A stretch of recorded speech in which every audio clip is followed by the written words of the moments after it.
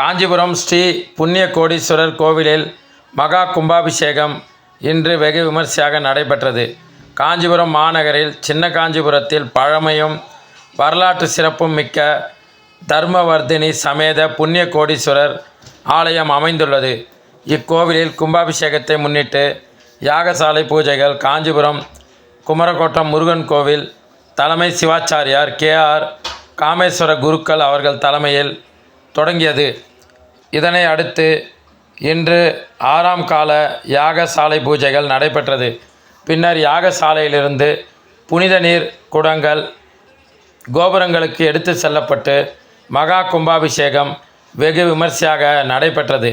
இதனைத் தொடர்ந்து மூலவருக்கும் பரிவார தெய்வங்களுக்கும் சிறப்பு அபிஷேகமும் தீபாராதனைகளும் நடைபெற்றது. மாலை 6 மணிக்கு ஆலயத்தில் தர்மவர்தினி அம்பாளுக்கும் புண்ணிய கோடீஸ்வரருக்கும் திருக்கல்யாணம் நடைபெற உள்ளது.